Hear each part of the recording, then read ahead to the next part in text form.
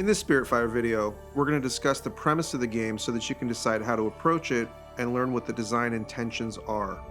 We'll be releasing a number of other guides for Spiritfire, but you should start with this one so that you have some context.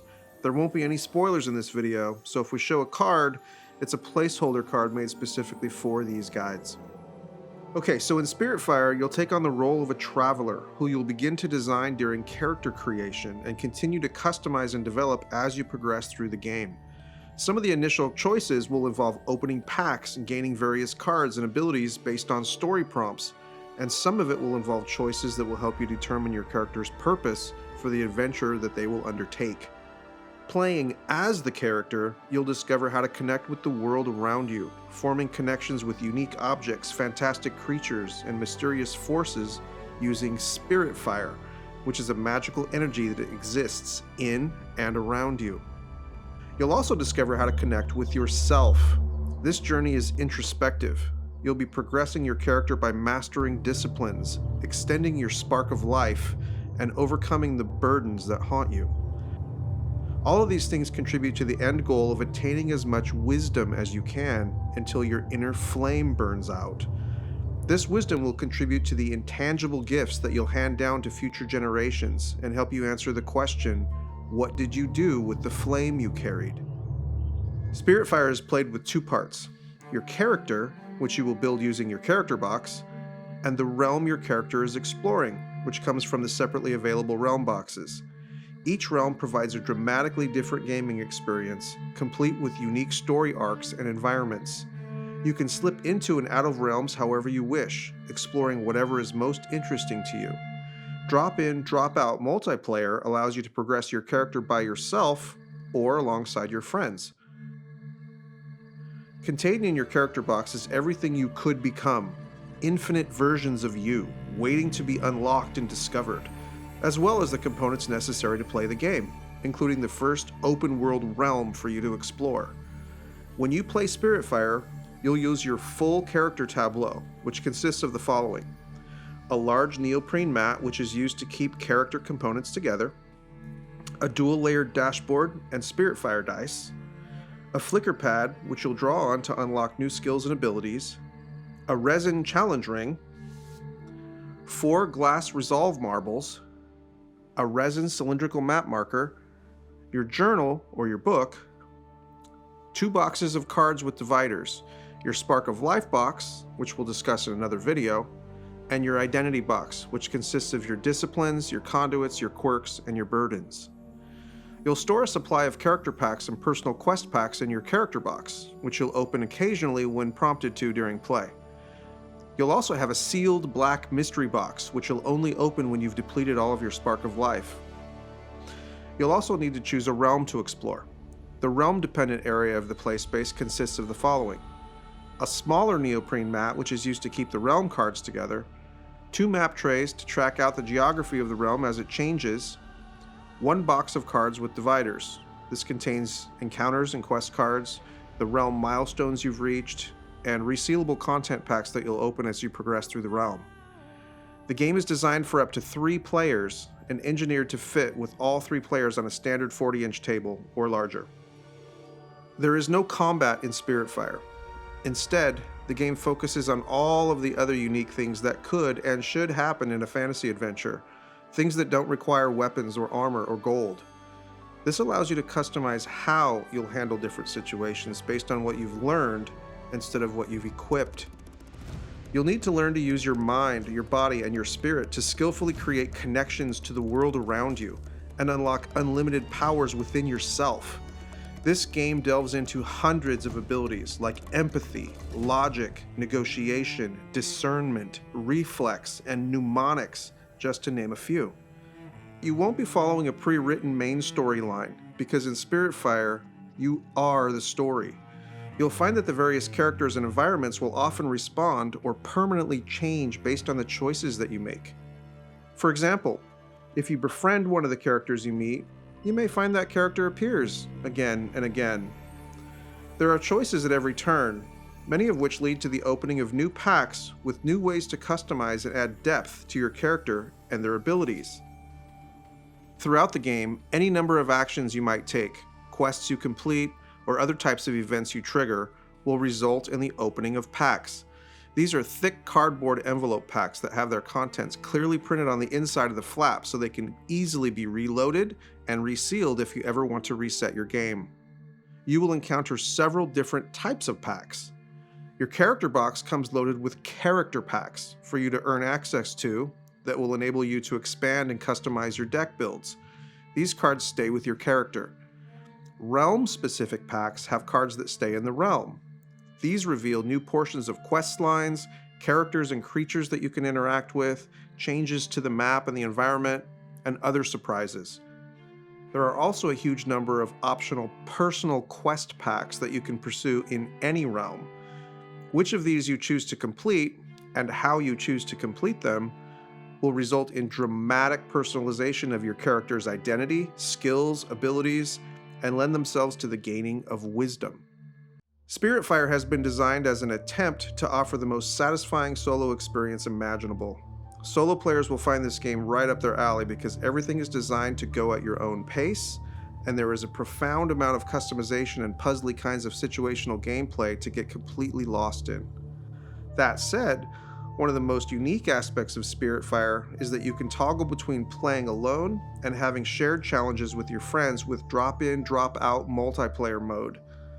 Each realm simply exists as a place that can be visited and explored.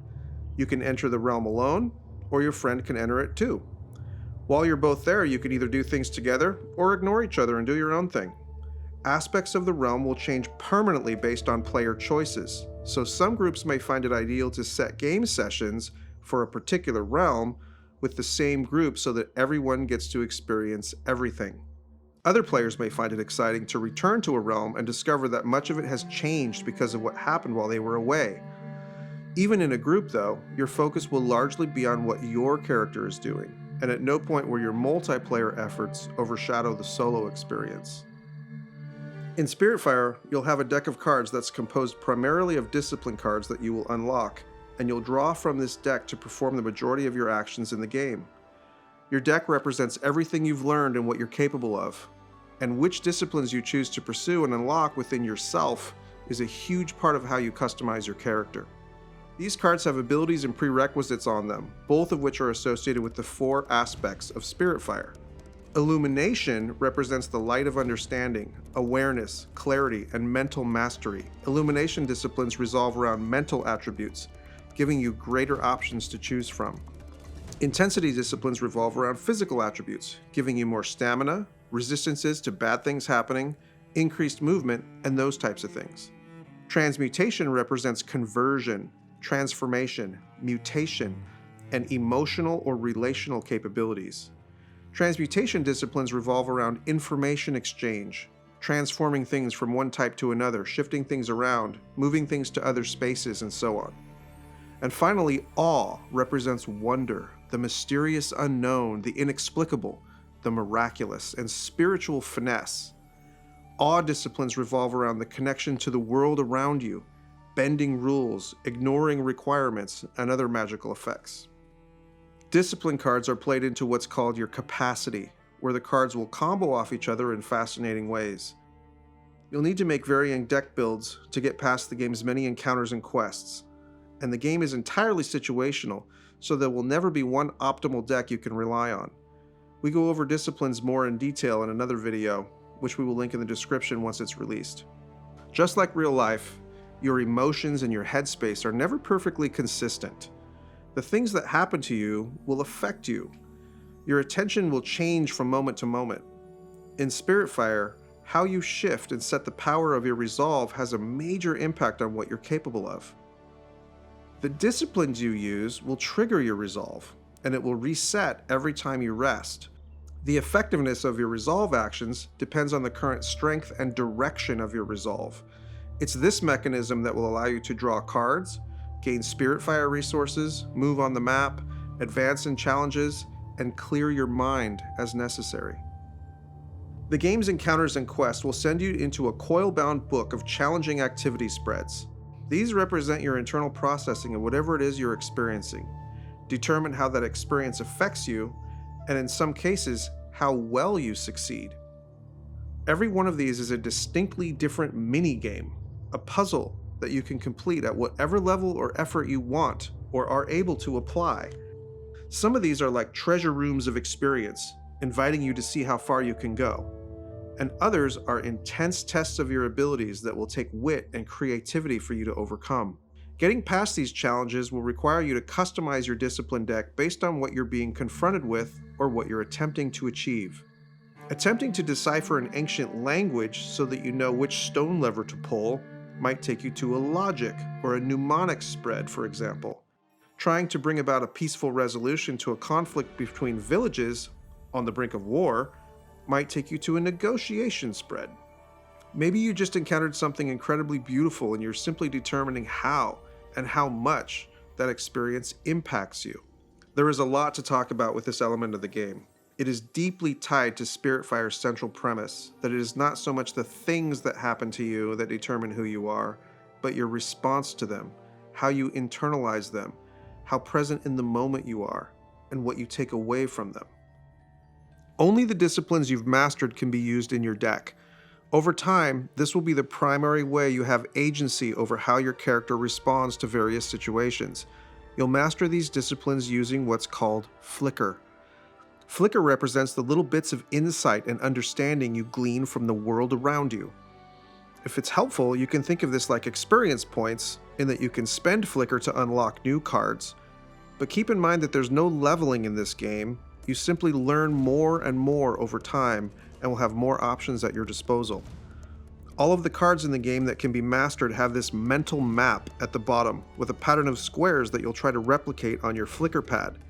As you gain flicker, you'll draw vertical or horizontal lines on this pad, and when the pattern on your pad matches the one on the card, you've mastered or unlocked that card. You'll use this process to unlock conduits, gain Spark of Life cards, and overcome the burdens that haunt you. Each of these will be very important to your character's progression. The flicker pad is the only instance where you will write on anything in the game. For those who prefer dry erase, we'll also include several sheets that you can reuse. Many of your actions and experiences will contribute to a deeper understanding or connection to the world. So, for example, the more you encounter the mist creatures in the forest, the more you grow familiar with their nature. The more you assist the temple monks, the more they will trust you. As you have these types of experiences in each realm, you will build a collection of these key interactions, understandings, or relationships. The icons you have in this milestone track will greatly influence what happens and what you're able to do. Perhaps you gain reputation with a tribal leader that enables you to complete a certain quest, but blocks off access to the other tribe's quest chains. Your actions will often have permanent benefits and consequences, not just on you, but also on the other players and the world around you, and how everything responds to you. In this game, you don't have equipment in the traditional sense. What you have are connections with the world around you. Things that have been touched by Spiritfire can be discovered if you know where to look, and by attuning to them, you can deepen your access to Spiritfire in ways that you never could achieve on your own. Instead of equipping a magical helm or staff, you might attune to a fistful of glowing stones, or an adorable but deadly creature, or the ancient winds that are blowing through the land. Your relationship to Spiritfire is changed through these connections, granting access to unique abilities and effects. You can only connect to 2 conduits at once, and these connections often come with quirky side effects that make each one of these relationships full of personality and unexpected results. We'll go over these in our Conduits and Quirks video if you're curious about how these work. Spark of Life is your internal spark. Ultimately, the measure of your journey is what you did with your spark while it burned. What did you do while it was burning? Who did you become? This sentiment is designed into Spiritfire's spark mechanic, which is the measurement that determines when your character's story will come to an end.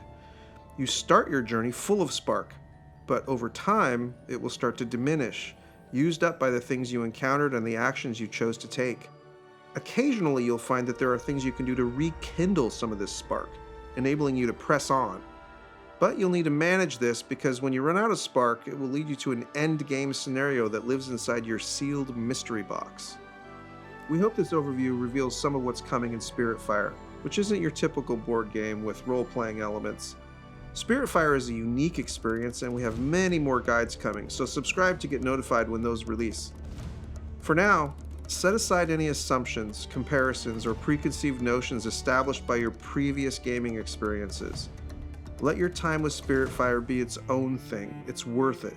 Give yourself the joy of seeing things with fresh eyes, and be open to discovering something new within yourself. Above all, set this question foremost in your spirit. What will you do in this dark world with the flame you carry? If you have any burning questions, let us know in the comments.